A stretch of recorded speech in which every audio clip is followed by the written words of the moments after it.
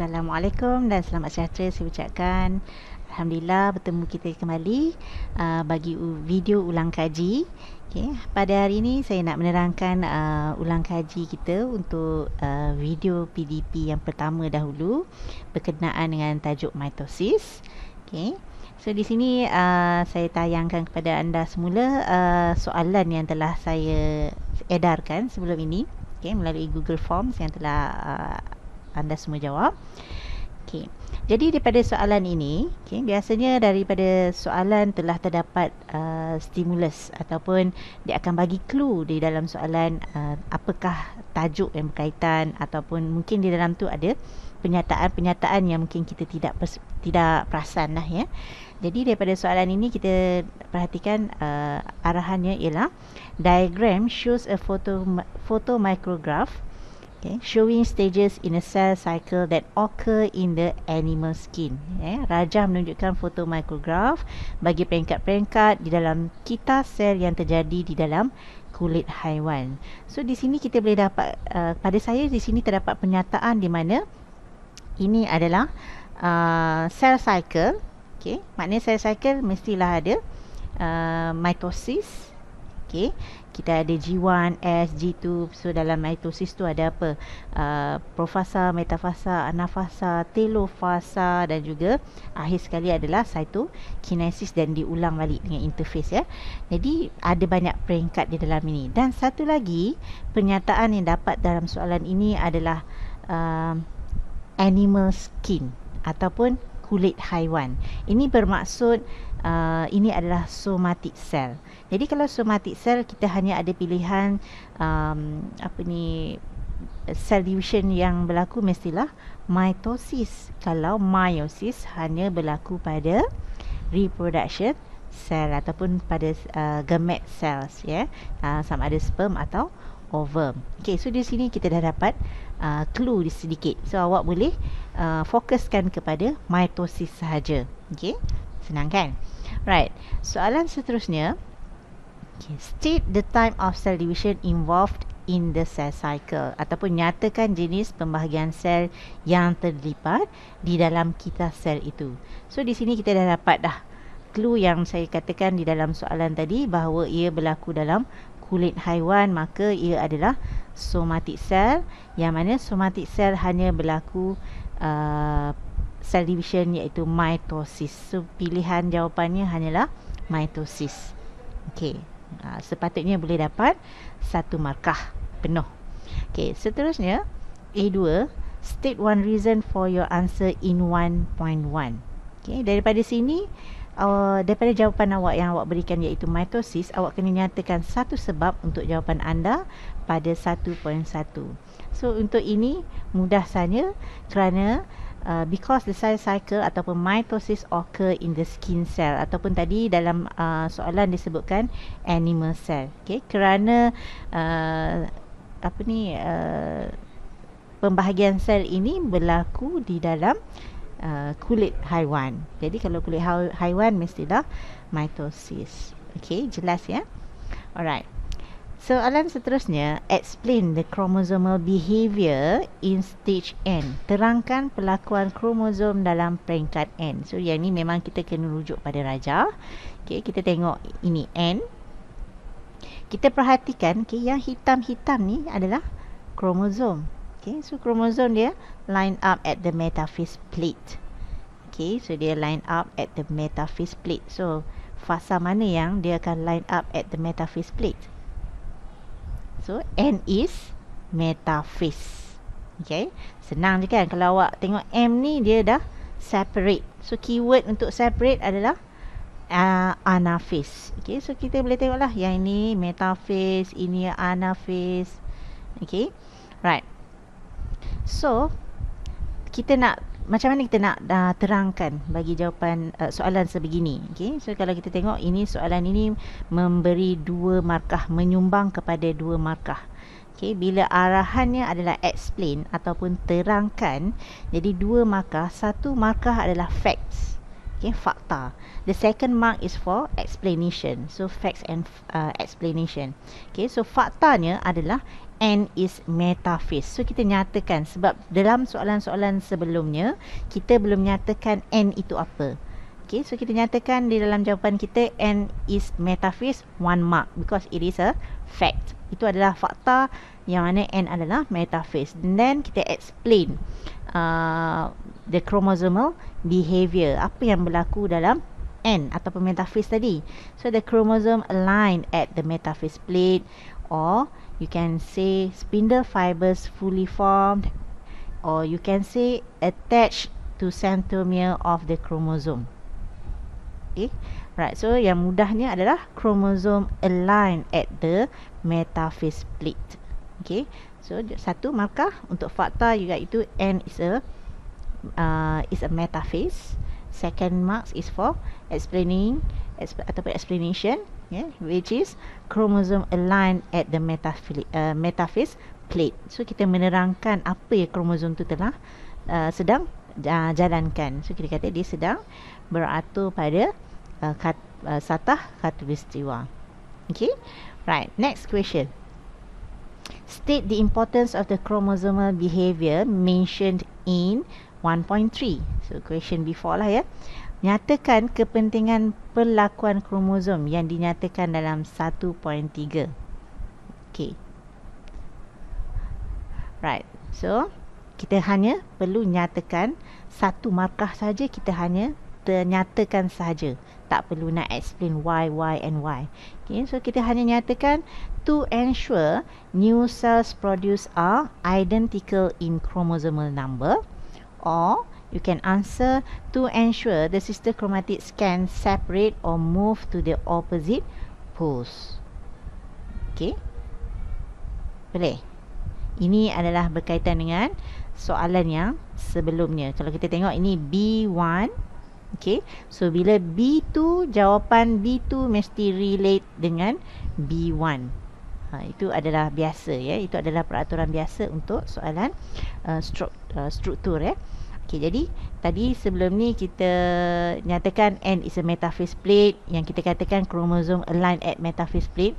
So apakah kepentingan dia? So jawapan dia to ensure new cells produced are identical in chromosomal number. Okay, they line up. Okay, pada metaphase plate tu. Ataupun awak boleh jawab to ensure the sister chromatids can separate or move to the opposite poles. So sebab nanti pada peringkat seterusnya anaphase tu dia akan move to the opposite poles. Daripada metaphase plate tu dia bergerak. Okay, alright, next question. Alright, a farmer. Okay, so kalau yang ni yang tadi B1, B2, and then bila masuk C1 dah soalan berlainan, masih berkaitan dengan mitosis tapi tidak bersambungan lah dengan B1 dan B2. So masuk C1 dah soalan berlainan. A farmer wants to breed a good variety of banana plants for commercial production. So suggest a suitable method to be used which involve the cell cycle in diagram 2.1. Okay, so seorang peladang hendak membiakkan varieti tanaman pisang yang baik untuk penghasilan komersial. Cadangkan kaedah yang sesuai digunakan melibatkan kita sel dalam rajah 2.1. So dia suruh refer yang rajah ini, maksudnya yang berkaitan dengan mitosis lah. Okay, jadi apakah jawapannya? Untuk ini hanya satu markah dan hanya satu jawapan saja, sama ada awak boleh cakap tissue culture, yang tepatnya adalah tissue culture, okay, ataupun cloning. Tapi jarang kita terima untuk jawapan cloning untuk tumbuhan. Normally cloning ni kalau dalam silibus awak dia refer kepada animals. Okay, kalau untuk plants dia more to tissue culture technique. Okay, but if you answer for cloning also can be accepted. Okay, only 1 mark, which is just mention, ya, ataupun kita just suggest a suitable method. Okay, kita hanya mencadangkan satu kaedah saja. Okay, and then next question C2, so related dengan C1, so mesti ada jawapan berkaitan. Explain how the method named in 1.5 can increase the crop yield. Okay, terangkan bagaimana kaedah yang dinamakan di 1.5 boleh meningkatkan hasil tanaman. So untuk ini jawapan dia adalah 4 markah. So kita boleh katakan ini macam esei pendek. Okey, struktur ataupun soalan struktur yang memerlukan jawapan yang panjang. Okey, struktur esei pendek, struktur panjang. Okey. So ada 4 markah, maka 4 lah points dia. Okey, pertama, okey, yang di sini kita terangkan kelebihan petani ini menjalankan apa tadi, tissue culture teknik. Okey. Right. Okey, bagaimana ia boleh meningkatkan hasil tanaman? Pertama, okey, kalau awak lihat pada jawapan ini, large numbers of clones can be produced. Okey, lebih banyak anak pokok yang boleh dihasilkan, okay, within a short period of time, dalam masa yang singkat. And then clones inherited good characteristics, okay, sebab dia cloning, dia akan menghasilkan anak pokok yang sama dengan induknya. Jadi biasanya kita akan memilih induk yang terbaik untuk menghasilkan anak pokok yang seterusnya. Okay, next, so the example on good characteristics such as resistant to disease and fast growth rate or large number of fruits. Okay, itu adalah antara ciri ataupun good characteristics yang can be inherited from the mother to the daughter. Okay, daripada pokok yang induk kepada anak pokoknya. Jadi good characteristics such as apa dia? Resistance to diseases. Okay, dia tahan rintangan kepada penyakit, ataupun fast growth rate. Okay, dia pertumbuhan dia sangat cepat. Okay, and then large number of fruits. Okay, dia boleh menghasilkan buah yang banyak. Ini kita boleh perhatikan dulu, kalau zaman saya dahulu durian bermusim. Ada musimnya barulah durian mengeluarkan buahnya. Tapi sekarang durian ada yang dalam tempoh 2 tahun contohnya. Okay, boleh menghasilkan buahnya. Okay, kalau dulu mungkin mengambil masa 5 tahun. So sekarang dia dah teknologi telah berkembang dengan baik. Okay, terutamanya kalau kita tengok di negara jiran kita, iaitu Thailand. Okay, kita boleh tengok Thailand dia maju dengan dia punya pertanian. Kita boleh tengok selalunya buah-buahan daripada Siam katanya. Okay, mangga contoh kan, mangga kulitnya hijau tapi isinya manis. Begitulah antara good characteristics yang can be inherited, okay, from the mother plants to the daughter plants. Okay, right. Okay, soalan seterusnya saya bagikan soalan esei. Okay, yang mana esei ni adalah esei 10 markah. Okay, right. So diagram 1 shows parent cell undergoing cell division. Okay, rajah 1 menunjukkan sel induk menjalani pembahagian sel. So lukisan dia sangat ringkas, satu saja kromosom dia. Itu yang saya cakap kan. Biasanya lukisan tidak kromosom tidak kromosom di dalam soalan tidak terlalu banyak dimasukkan dalam gambar rajah. Okay, yang ini terlalu simple lah, satu saja. Okay, parent cell, and then berlakulah, kalau ini apa, mitosis atau meiosis. Kalau 2 daughter cells, so of course ini adalah mitosis. Okay, dan bilangan kromosom dia sama. Okay, awak boleh tengok dia memang copy ori katanya, copy sama daripada parent cell kepada 2 daughter cells ini. Right, soalan dia berdasarkan rajah, based on the diagram. So your answer must based on the diagram. Okay, awak mesti merujuk pada rajah yang diberi. Okay, name the process shown. Okay, state the significance. Right, state the significance of the process. Berdasarkan rajah 1, namakan proses itu, and then nyatakan kepentingan proses tersebut. Okay, so soalan ni 4 markah. Maknanya satu set soalan esei ni satu set soalan ni ada 10 markah, yang mana dia pecahkan bahagian A 4 markah. Okey. So bahagian A ni kita boleh tengok. Okey, di sini 4 markah yang perlukan. Baik, macam mana kita nak dapatkan 4 markah penuh? Okey, di sini ada 2 arahan soalan. Pertama, dia minta awak namakan, name the process shown, 1 markah. Okay, the rest 3 marks adalah awak nyatakan kepentingan dia, state the significant. okay, of the process. Okay, so markah pertama awak kata the proses tu adalah mitosis, dah cukup satu markah. Kadang-kadang ada pelajar dia sangat simple orang ni kan, ya, dia akan tulis mitosis. Also can be accepted.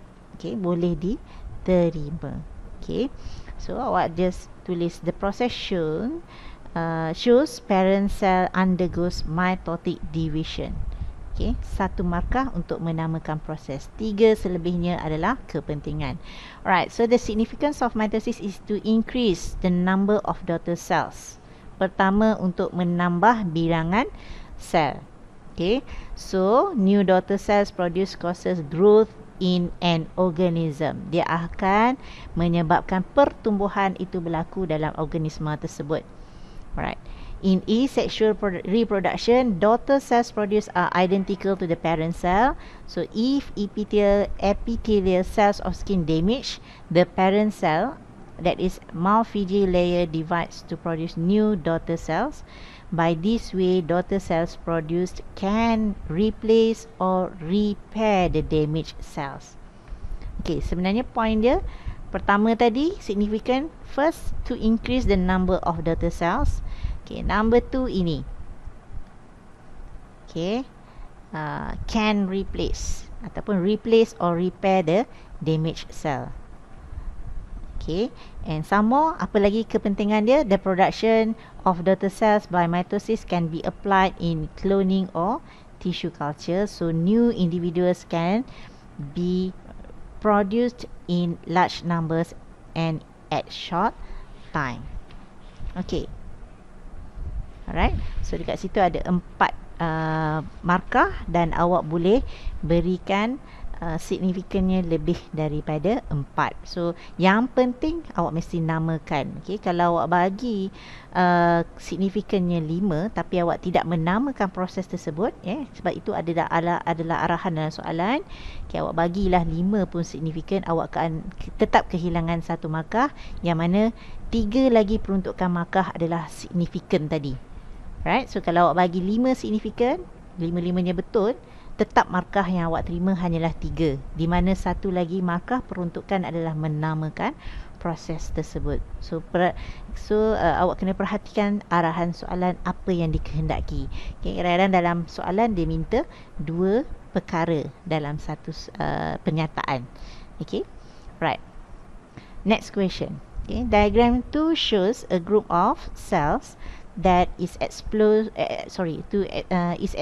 to ultraviolet ray. Okay, rajah 2 menunjukkan sekumpulan sel yang terdedah kepada sinar ultraviolet. Okay, so gambar ni berwarna.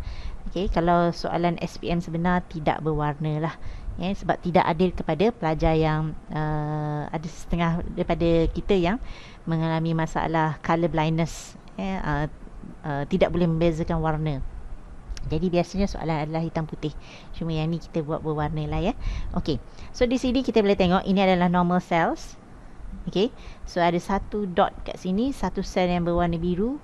Ini dah dianggap sebagai cancer cell. Okay, right. So dia ada progress kat sini.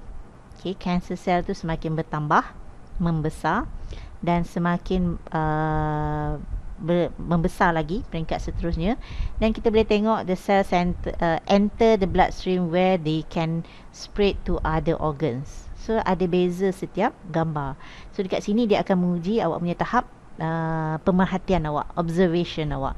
So daripada satu sel, daripada dia akan menjadi sekelompok sel, cancerous cell, dan lebih daripada itu sel tadi merebak dan akan masuk dalam blood or lymph vessels. Kat sini dia ada labelkan blood or lymph vessels. Okay, right. So based on the diagram, okay, bila ada gambar, arahannya normally mesti berkaitan dengan gambar rajah. So based on the diagram, describe the effect of cell cycle malfunctions to the human.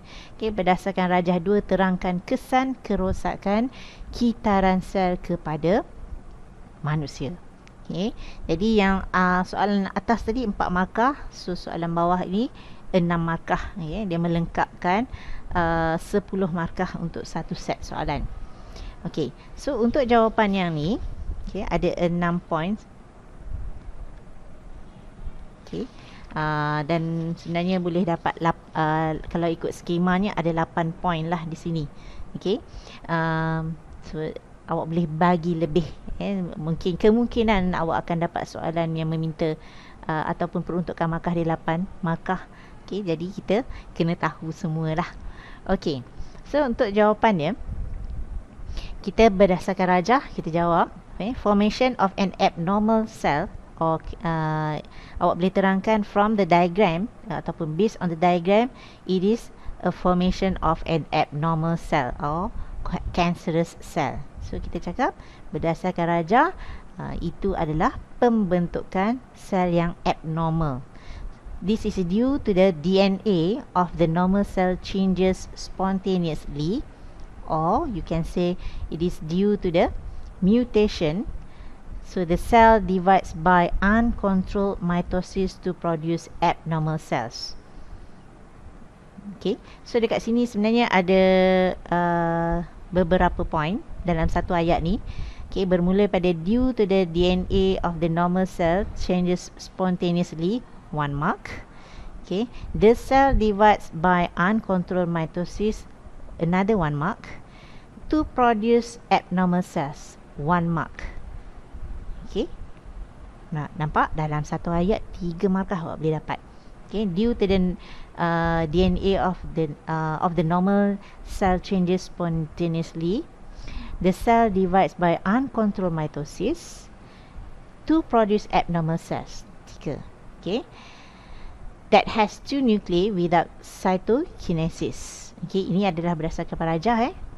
Okay, kita boleh tengok kat sini. Alright. Okay, so these abnormal cell diffuse into the blood. Ini awak dah refer pada peringkat yang ketiga, kita boleh tengok di sini. Okay, or lymph and transported by the blood circulatory system or lymphatic system to the other parts of the body cells. So jawapan awak ini di sini ada 2 markah. Okay, bermula daripada these abnormal cells diffuse into the blood or lymph and transported by the blood circulatory system or lymphatic system, 1 mark. Okay, to the other parts of the body cells, the next marks. Okay, so and last sekali, it spreads to other organ and destroy the normal cells because of dia dah masuk dalam kita punya transport system. Okay, so it is transported atau spreaded and destroy the normal cells. Okay, so jawapan mesti berdasarkan pada rajah. Okay, dan kita kena kaitkan dengan teori yang telah kita pelajari. Okay, saya harap penerangan video ni ataupun penerangan pada jawapan soalan yang telah saya berikan ini memberi penerangan ataupun menambah pemahaman awak terhadap tajuk ini. Okay, sekian, terima kasih. Assalamualaikum.